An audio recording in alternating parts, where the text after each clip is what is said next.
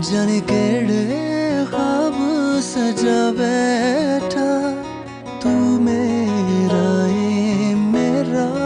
ये खुद नू लारे ला बैठा मेरा रोम रोम खाली है मेरे सारे ख्वाब जाली ने मेरे कोल आ दिल नू समझा तू मेरा नहीं.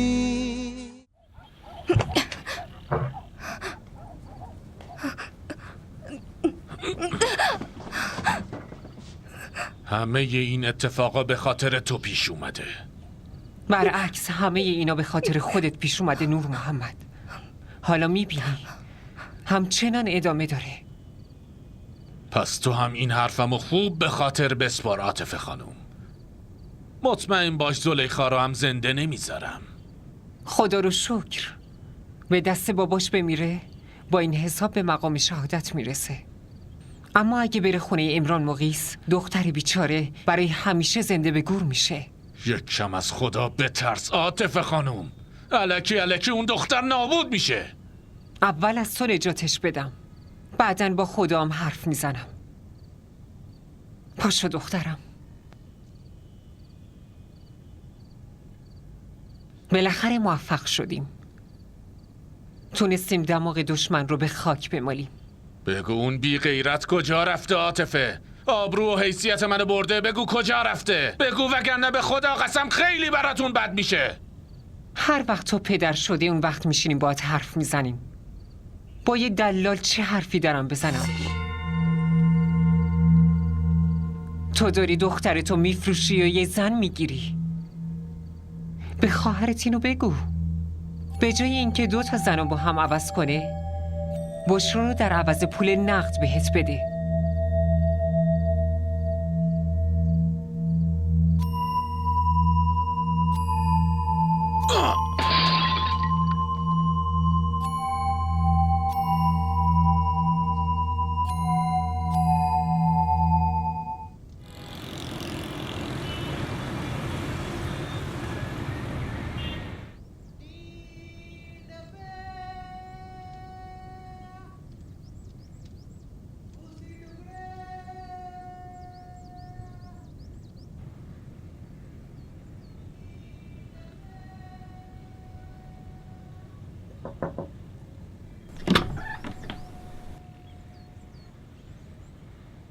چی شده؟ چرا انقدر زود بیدار شدی؟ بخواب.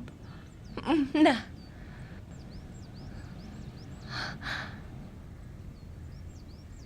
ببینم ترسیدی؟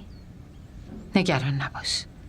اینجا کسی نمیتونه به دست بزنه و اذیتت کنه. شما پدر منو نمیشناسین. اون مامورای پلیس رو میخره. اون حتما فکر میکنه که یوسف منو دزدیده و آورده اینجا. نمیذارم هیچ اتفاقی برای یوسف بیفته. چی کار میکنی؟ شما به یوسف بگین که منو برسونه دم در دادگاه. اصلا نه، به عمو بگین که منو برسونن. این موقع 7 شده. تا برسیم هم میشه 8. ساعت 8 همه چی درست میشه. همین که پرونده متارکه باز بشه یوسف هم آزاد میشه. برای چی اینطوری نگاه میکنین؟ دارم طبق قوانین حرف میزنم. شما لطفاً به عمو بگین وگرنه پلیسا میان.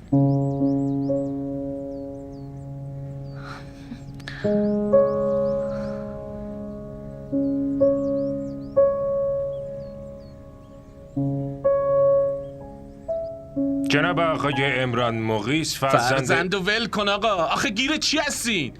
وقت داره میگذره ساعت 7 تا ساعت 8 میرسه دادگاه. قربان ولی کسی نمیتونه از دادگاه رفتن جلوگیری کنه. انقدر پای دادگاه و وسط نکش. قبل ساعت 8 قضیه باید تموم بشه. به این میگن حرف حساب. عقدنامه.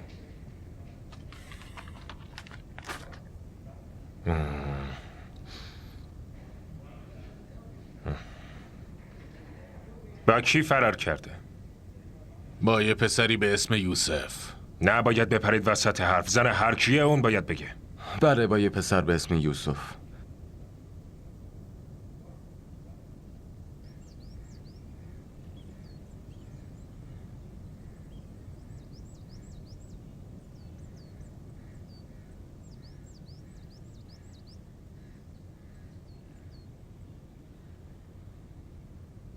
دخترم اینطور میبره دادگاه.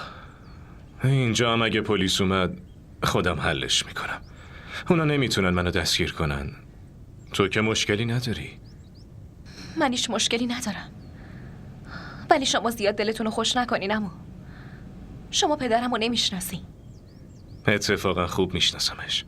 شاید اینجا کسی بیشتر از من پدرتو نشناسه. یوسف، تو با زلیخا برو. پروندهش که تشکیل شد دوباره برش گردون همینجا. برین. برو دخترم.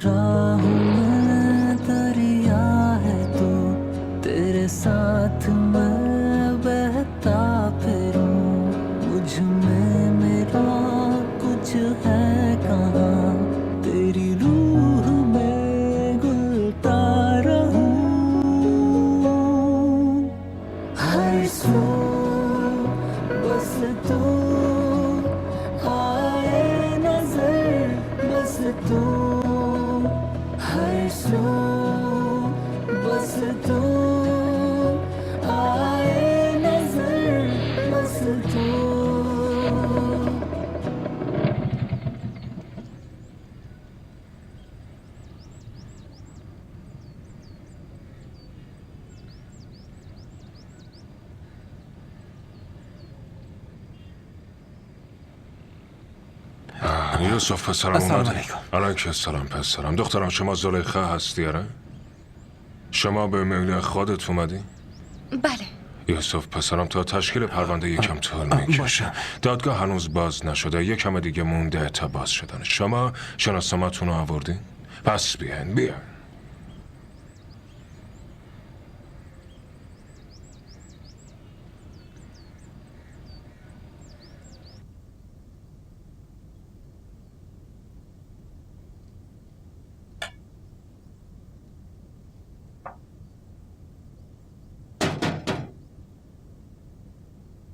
زود باش دخترم، سرویس مدرسه اومد.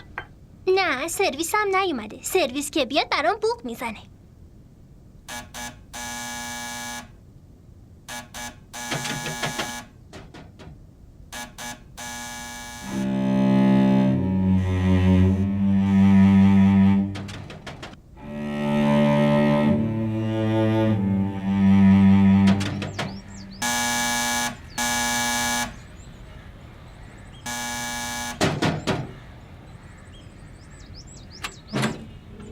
بله. اینجا خونه یوسفه؟ بله. یوسف صدا کن. اون دخترم بفرست بیاد بیرون.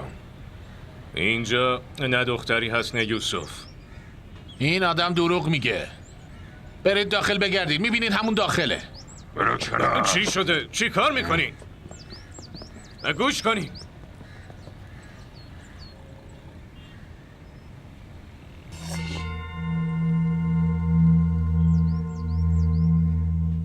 وجیه احمد؟ تو؟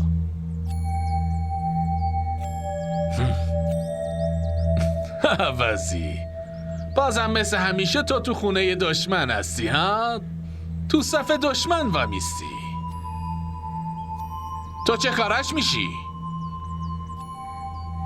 من پدرش میشم.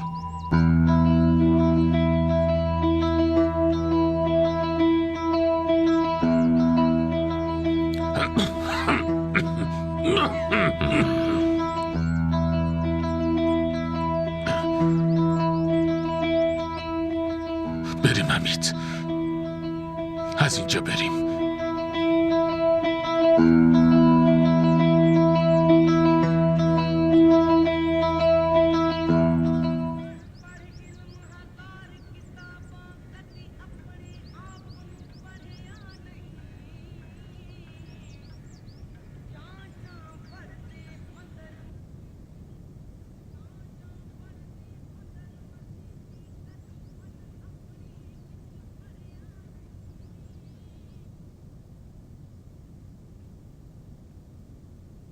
کی بود دخترم؟ بابا. آوردنش؟ پس چرا داد و بیداد نمیکنه؟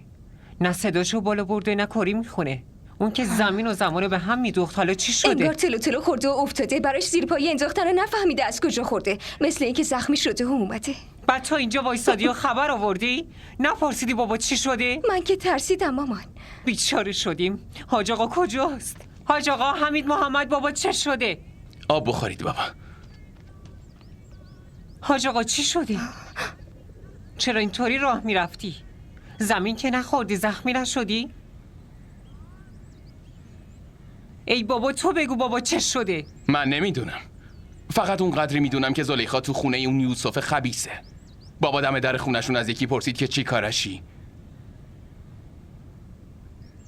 اونم گفت پدرشم.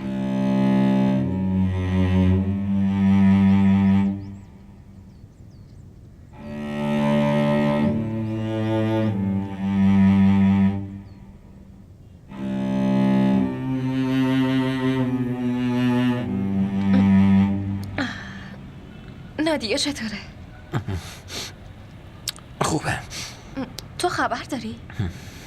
یعنی فکر نکنم از اومدنم خبر داشته باشه. تاش خبر نداره پس اونم چیزی نمیدونه. شما با هم کلاسی بودی آره؟ از من یک کلاس پایین تر بود. تاش با هم کلاس بود. اونجا خیلی میری و میای نه؟ آره من و تاش با هم دیگه موسیقی کار میکنیم. برای همین خیلی رفت آمد داریم. برای چی میپرسی؟ همینجوری برای اطلاعات عمومی. اون خیلی دختر خوبیه. برام این دوسته. خیلی کارا برام کرده. با خودم فکر میکنم چطوری زحماتش رو جبران کنم. من بگم چطوری؟ چطوری؟ اگه چایتون رو خوردین دیگه بیاین. درخواست رو بهشون ارائه دادیم. منم فقط منتظر تاییدیه است تا کارمون تموم بشه. بلند شین.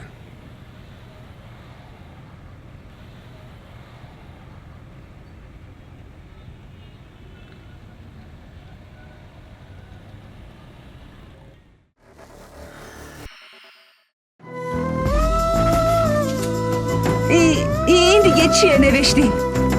چرا پاک نمیشه؟ این اسم دیگه از دستت پاک نمیشه. عروس شدم یکی از بزرگترین آرزوهای هر دختره. اما فکرشم نمی کردم که اینجوری بخوام عروس بشم. نه رفیق اون تا به من نگه هیچ کاری نمیکنه. ولی بازم این قضیه راسته که زلیخا خونش رو ترک کرده و رفته. این خبرم قطعیه که اون امروز درخواست متارکه میده. کی به تو گفته؟ زنم بهم گفت. همین چند لحظه پیش با خود هایده حرف زده بود. تو به یوسف زنگ زدی؟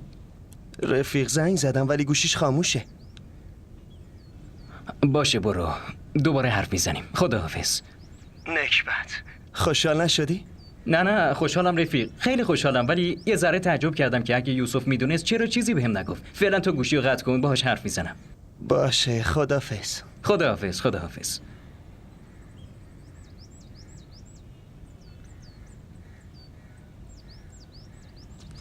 بیا صبونتو بخور. بگو برای نهار چی برات درست کنم؟ عزیزم هر چی درست کنی میخورم. تو از که اینقدر خوب شدی؟ زلیخا از خونه فرار کرده. تیام بهم زنگ زد و گفت هایده گفته زنش امروز میخواد درخواست متارکه کنه.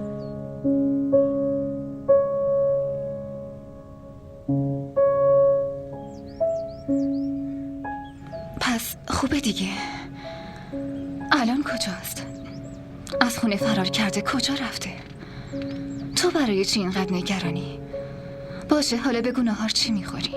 این چرا همش گوشیش خاموشه؟ خاموشه؟ من چی کار کنم؟ لطفاً یه زنگ به زلیخا بزن. ازش بپرس کجاست، الان با یوسف یا نیست. برو دیگه نادیا، بهش زنگ بزن.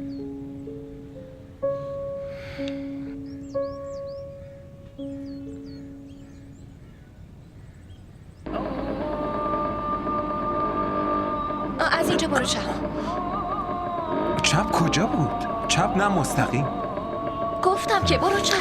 بابا مستقیم میرسه به خونه ما، چپ میرسه سمت خونه شما. خب میخوام برم خونمون. اگه بخوام پیش تو بمونم اون وقت بدنام میشم. گوشی داره زنگ میخوره.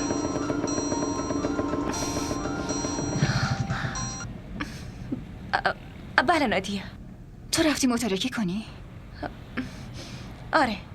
الان پیش یوسفی؟ دیشب فرار کردم و رفتم پیشش، ولی الان دارم برمیگردم خونه. خب چرا داری میری؟ پیشش بمون دیگه. برای اینکه این یوسف دیگه نادیا، تو سرنوشتش نوشته شده که حالا باید جدایی بکشه.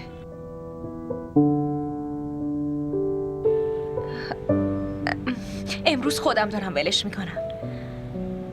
اگه با من بمونه میفته زندان. رسیدم خونه حرف میزنی. خداحافظ. خداحافظ. اونهاش اونجاست. ماشینو بلش نکنی. وایسا اونجاست. پیاده شو یالا. همه چیز زیر سر اونه. بزنین عوضی رو. بزنین عوضی رو. بزنینش. یالا. بزنینش.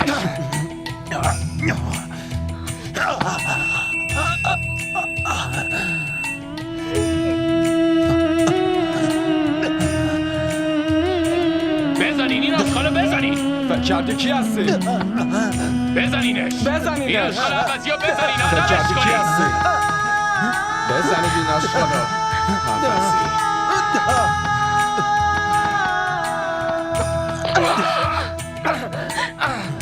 چی شد؟ چی شده؟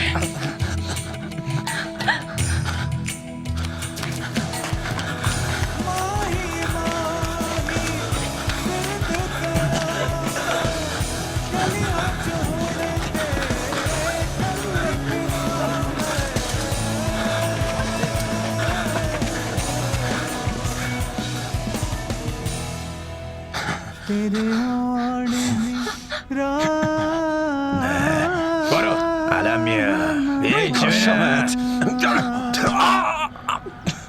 شما خیلی منو فریب دادین.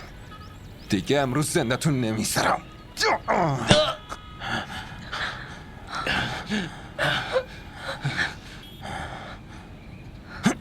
یوسف نزنش، این برادرمه. بریم.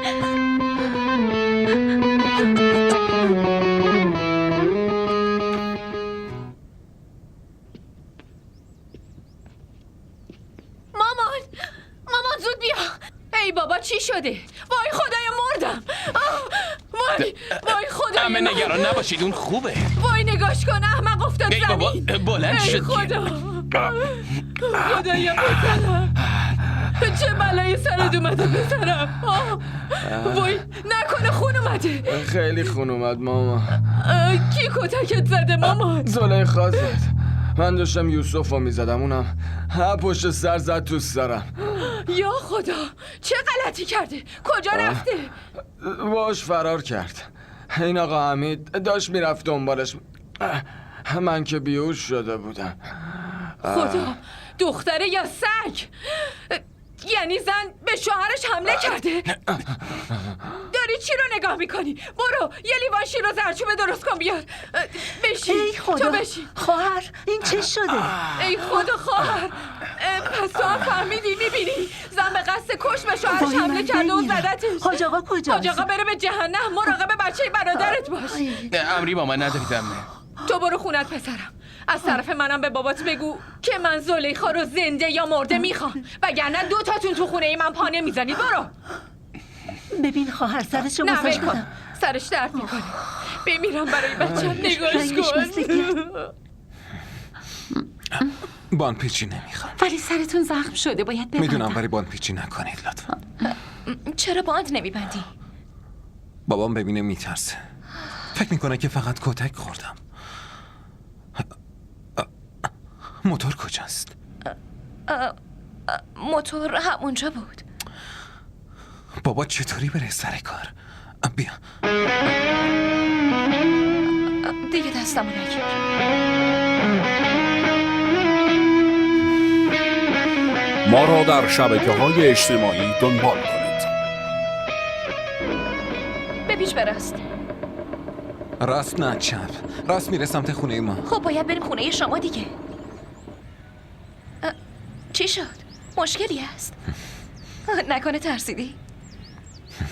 تو فکر میکنی از کسی میترسم؟ از بابات.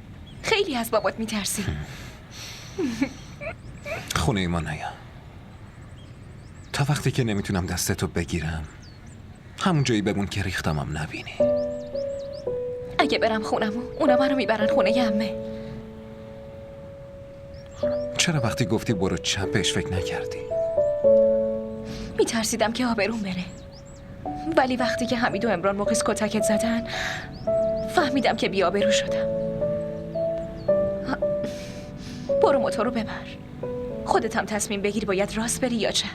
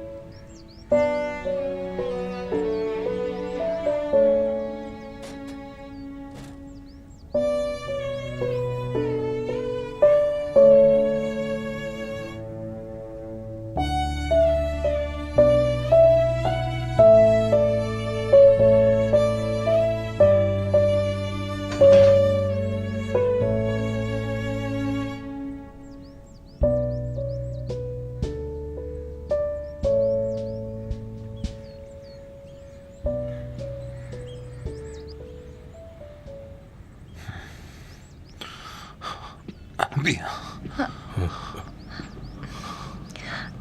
سلام علیکم عمو. علیک السلام. درخواست رو رد کردیم بابا. اینو که خود وکیل به هم زنگ زد گفت. تو چت شده؟ کجا بودی این همه وقت؟ در مونگا بودم. اونا تو راه نگهمون داشتن. کلی هم آدم داشتن. ولی من نذاشتم زلیخا رو ببرن. چطوری؟ تو تنهایی چطوری تونستی؟ دعوا کردم بابا. شما اینجا صبر کنین من آب میارم. چند نفر بودن؟ 5-6 تا. تو هم تنهایی زدیشون یا ازشون کتک خوردی؟ کتکم خوردم ولی نباختم. آخرش برنده شدم.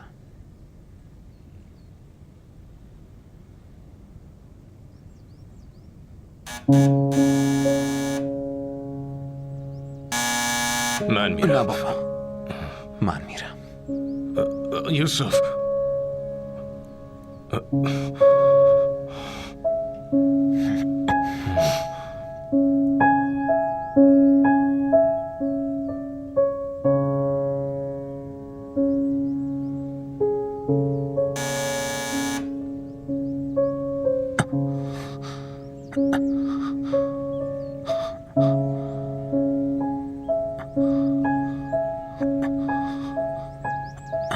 یوسف تاج تا کجا بودی؟ چرا گوشیت خاموش بود؟ چرا اینطوری شدی؟ حالا بیا تو همه رو میگم. ای بابا از دیروز گوشیت خاموشه. من نگران بودم گفتم معلوم نیست چی شده. الانم نمیدونم چه شده.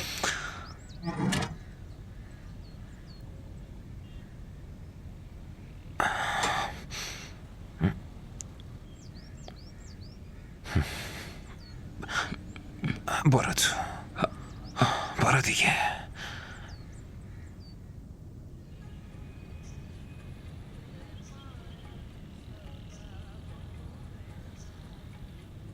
کاری که مادر نتونست بکنه حالا دخترش کرد. باید به یاد داشته باشی. باید خوب یادت باشه عاطفه خانم که تو هم یه روز در گذشته فرار کردی و رفته بودی خونه وجیه احمد. یادته نه؟ پدر بیچارت هم از این قصه دق کرد و مرد. نه، وقتی اولین بار تو اسم وجیه احمد آوردی بعد به هم چک زدی. روز بعدش هم بابام این موضوع رو فهمید و قلبش گرفت و افتاد. بعد از این اتفاق سکته قلبی کرد. داری حرف مفت میزنی.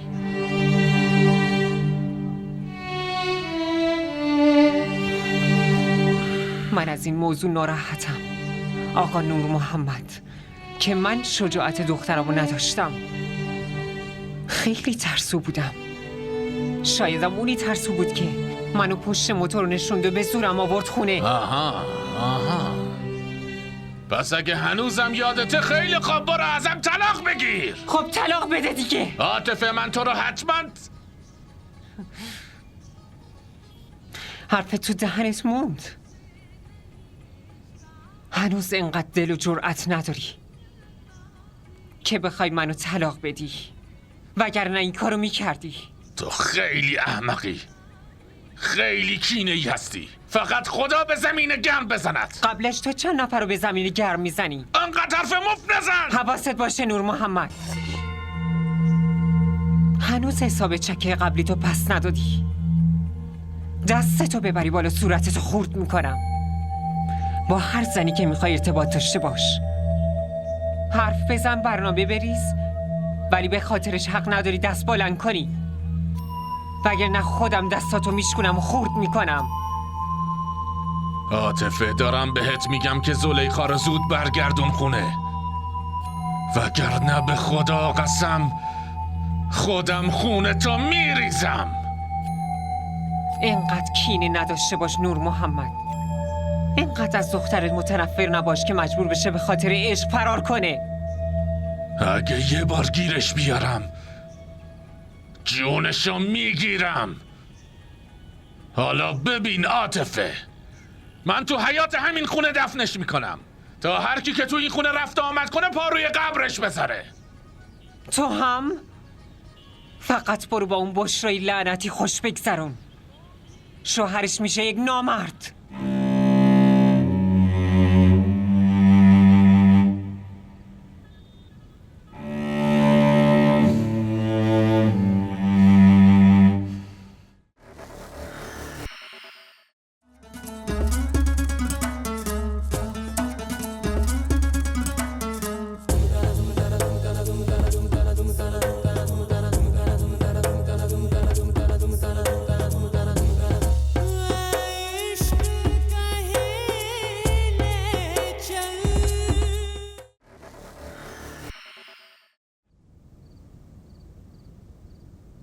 ازدواج کردی؟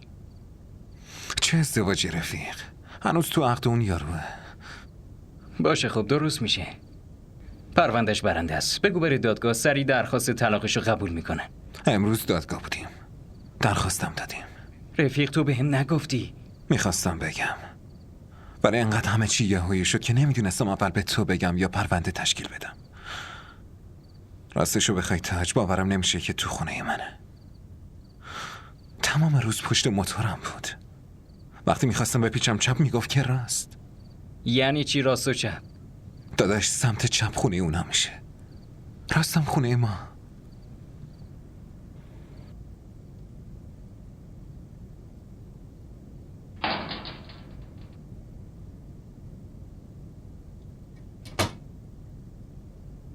داداش وایسا. چی شد؟ خبری ازش شد؟ دیدیش؟ پلیسا که باز نگرفتنش. نه بابا توی خونه است. مریضه؟ نه شنگوله. زلیخا اومده فرار کرده. یعنی چی فرار کرده؟ نه حرف بدیه. اینطوری نگو که فرار کرده. اون دختر خوبیه. بگو خودشو نجات داده. نجات پیدا کردن واجبه. عشقم تو هر شکل و حالتی برنده میشه. غذایی رو به دیگه آماده میشه. جایی نریا.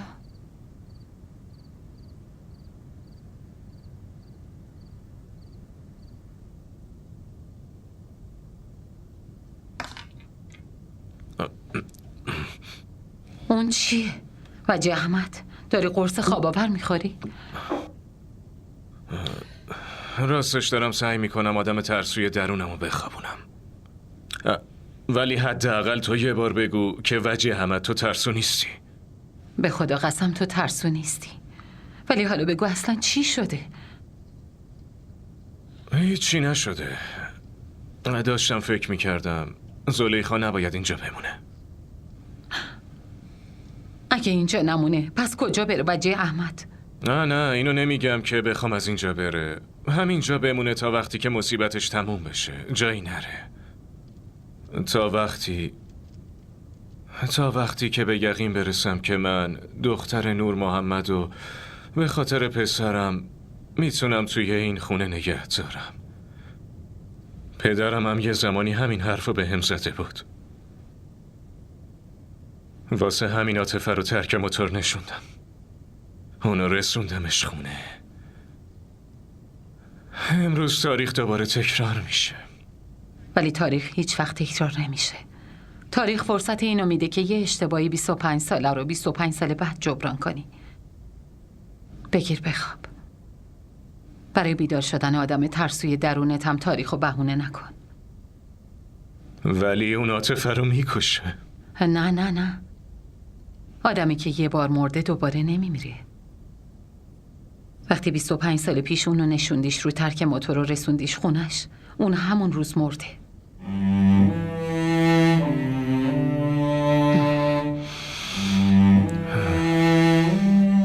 اینو چرا باز کردی؟ این یکیه. پوچ آره اینطوری. اینا رو تو مدرسه یاد گرفتی؟ نه بابا از آبجینادی ها. اونم میاد. فقط یه بار اومده بود، همون روزی که پلیس اومده بود. ترسیده بود و اومد اینجا. پلیس اینجا نیومد. اینجا هم اومد ولی بابا گفت از اینجا برید. باشه حالا ازت سوال میکنم. باشه بگو اسم نخست وزیر آمریکا چیه؟ باراک اوباما؟ نه درست نیست. جوابت غلطه. واقعیت اینه که آمریکا اصلا نخست وزیر نداره. اوباما هم رئیس جمهورشه. حالا یه سوال دیگه. نه حالا من ازت سوال میپرسم. من بهترم یا آبجینادی؟ نه از این سوالای سخت نپرس. پس یعنی آبجینادی خیلی از من بهتره؟ نه خیرم، من اینو نگفتم.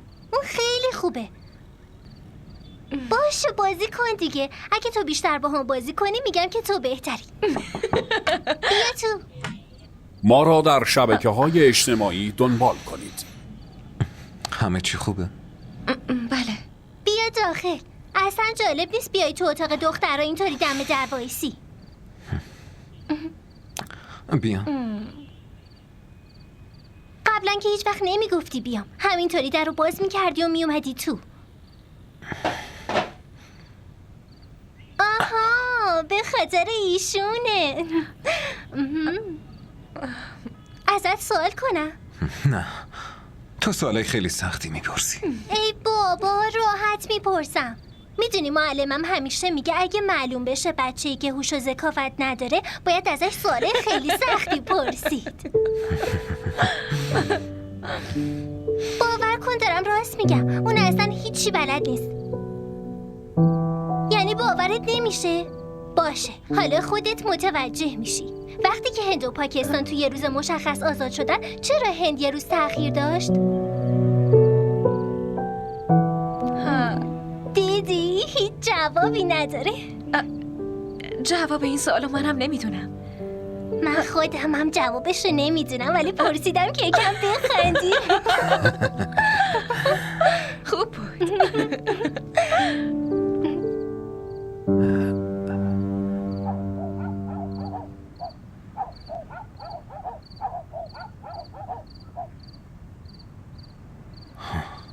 سوال خیلی سختی که نیست.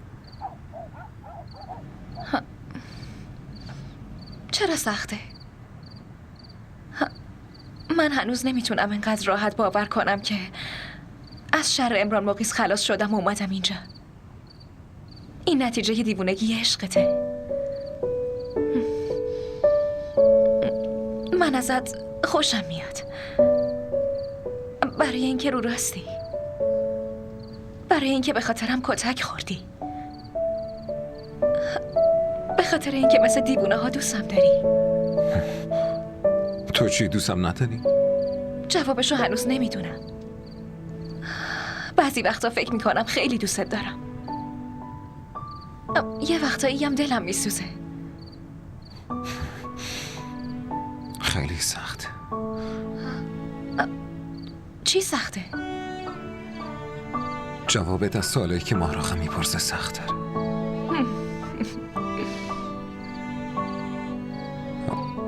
بعد طلاق با من ازدواج نمی‌کنی؟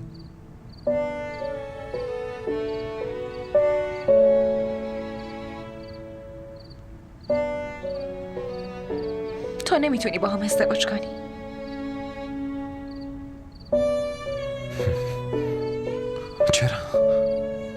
چرا نمیتونم؟ بچه‌های رقبا با هم ازدواج نمیکنن. منظورت از این حرف چیه؟ یعنی اینکه این عشق فقط مال سال 2015 نیست. تو 1990 هم بوده. اون موقع این عشق بین مامان من و بابای تو بوده. مامانم من برای اینکه از شر بابام خلاص بشه اومده بود خونه بابات. ایشونم دستشو گرفت و برش گردوند. وقتی اینو فهمیدم که مامانم بهم گفته بود، گاهی یادش میافتم، ولی اسمشو که میارم قصم نمیگیره. मेरा कमला होया जाने केड़े ख्वाब सजा बैठा तू मेरा खुद नू लारे ला बैठा मेरा रोम रोम खाली DDTV ارائه کننده بزرگترین سریال های درامای ترکی، کره‌ای، پاکستانی دوبله شده به فارسی می باشد. لطفاً سابسکرایب کنید و عضوی از خانواده ما شوید.